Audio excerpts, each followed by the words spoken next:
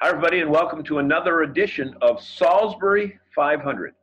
It's the only show we know of that talks with interesting people that I met during my years at Assumption College right here in Worcester on Salisbury Street, thus Salisbury 500.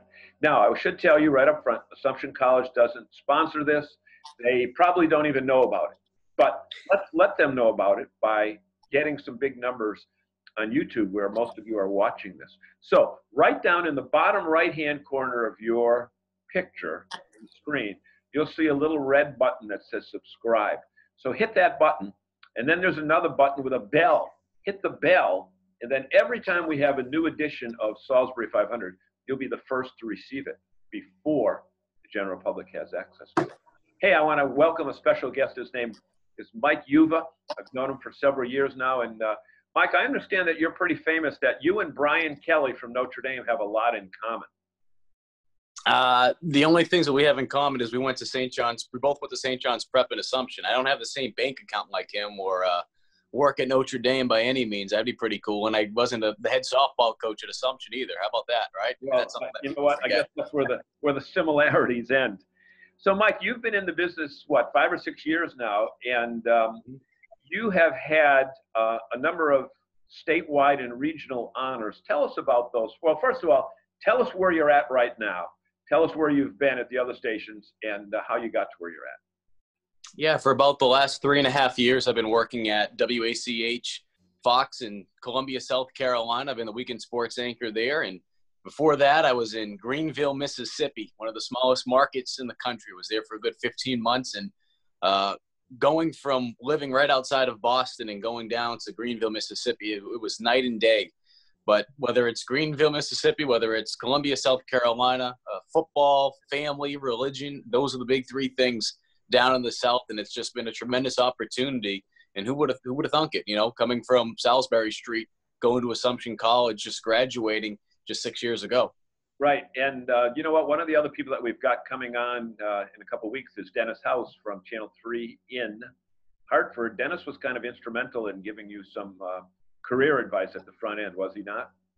Oh, no question about it. I've been fortunate to being I've been able to build a great relationship with Dennis since I graduated. And even before I graduated, just texting him the other day and just seeing how his family's doing. And I remember meeting him when Gino Auriemma was a guest speaker at Assumption. It was my junior year. I had a chance to go listen to Gino, but I also had a chance to meet Dennis because Dennis was the MC that night.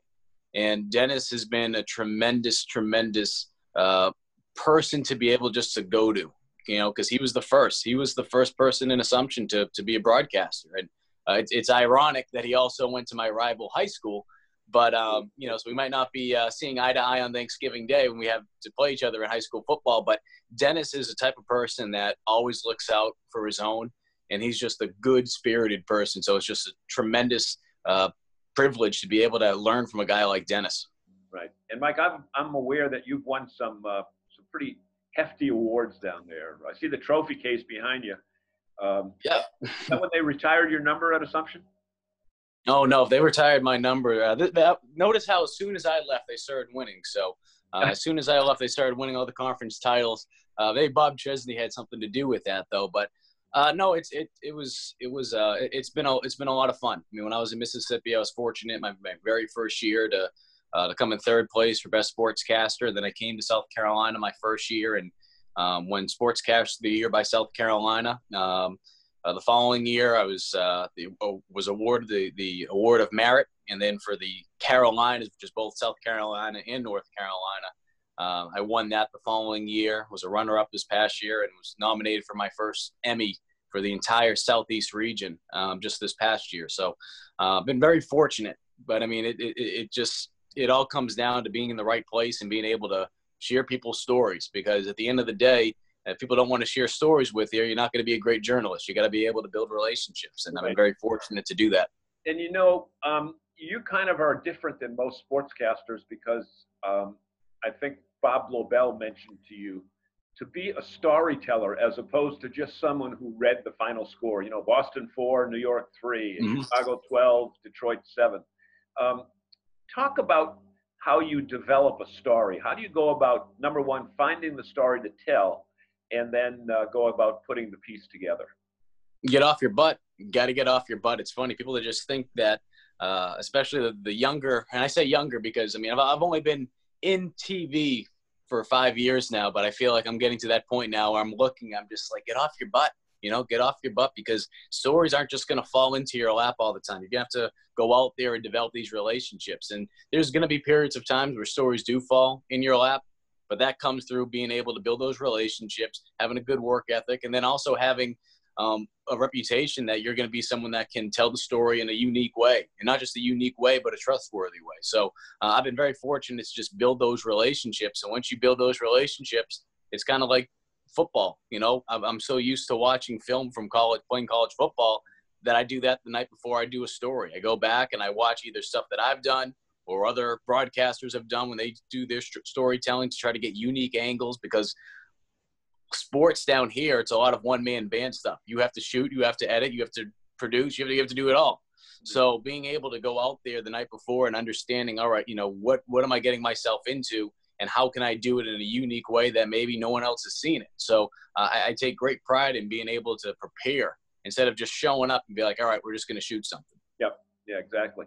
Now, during the time period that you've been down there, you mentioned college football, you had the opportunity to be at some amazing world-class events that probably most people your age never get to experience in a lifetime. Talk about, well, first of all, talk about coming back to Fenway. What was it like for a Peabody kid to, be actually working a big game at Fenway?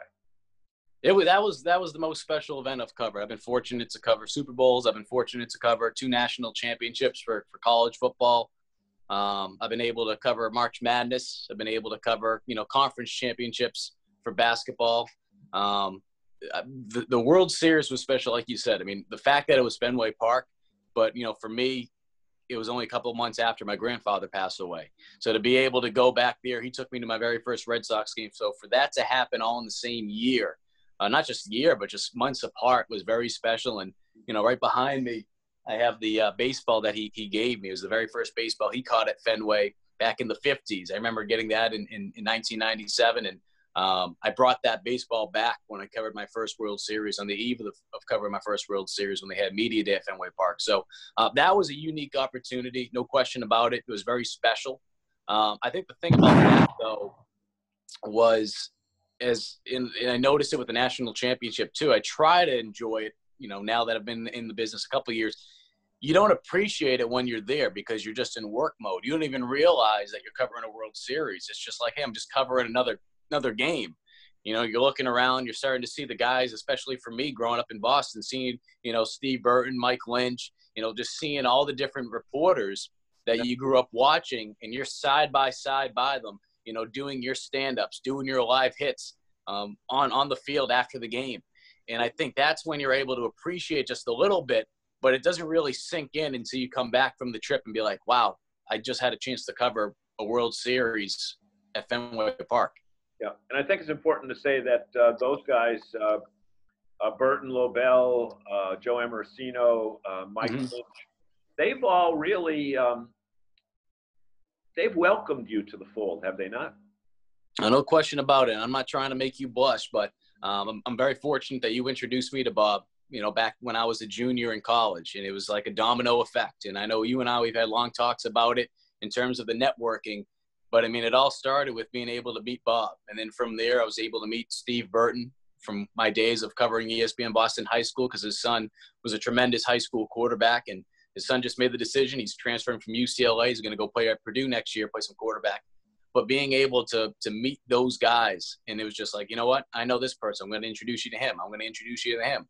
So that stuff helps out so much for 2 reasons. One, it helps you from being able to grow and develop in this business as a young reporter. But the number 2 thing it helps with is, now that you're in the business, when you need something and you're able to build a good relationship with them, they look out for you. I mean, guys like Dan Roach, Joe Giza, those are the two guys up at WBZ, of course. Everyone knows Roachy because he's on air, but Giza is one of the sports producers. And those people, and Joe Sullivan as well, sports producer at WBZ, those guys took care of me when I needed footage in the locker room of Jackie Bradley Jr. Because as you can imagine, with the World Series, they have multiple people there. I was by myself. I didn't have an extra reporter to go in the locker room. So it was, pick your poison. What are you going to do? You're going to be, of course, out on the field doing your stand-up for your station. Those people were able to get that footage to me. So being able to develop those relationships, it helps me from a professional standpoint in two folds. And, of course, being able to get that product down here in South Carolina because you have Jackie Bradley Jr. and you had Steve Pierce. That was the Gamecock angle, and they really did appreciate it. It was unique, too, because no one else had that content down here because it was from a Boston station that was shooting. Both Red Sox, both Yep. players, and they won the World Championship that year, and you got it as far as your capability to know the Boston scene and get in to get, someday we want to talk.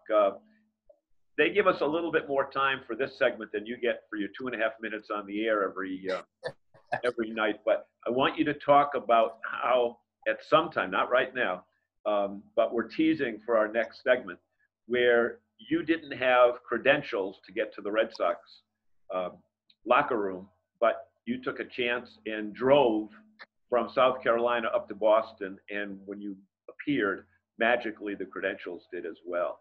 So in the final 20 seconds, what recommendations would you have for young people that want to break into this business? You got to get off your butt and you got to reach out to people. You got to reach out to people. You can't be afraid to contact people. And when you have an opportunity to meet someone, shoot them an email, say you want to meet with them, get some lunch, get some coffee, send thank you cards, do the little things that people are afraid to do, because you'll be amazed how many people really want to help you in this business, because there's a lot of good people in this business. Well, obviously there's some that aren't so good, but there are a lot of people that want to help, especially young sports reporters out. Great. So we've been talking with Mike Uva, Assumption College, class of 2014, a sports reporter at WACH in South Carolina. Mike, thank you so much for being with us. Folks, this has been Salisbury 500. Join us again real soon here on YouTube for another edition of Salisbury 500. My name is John DiPIetro.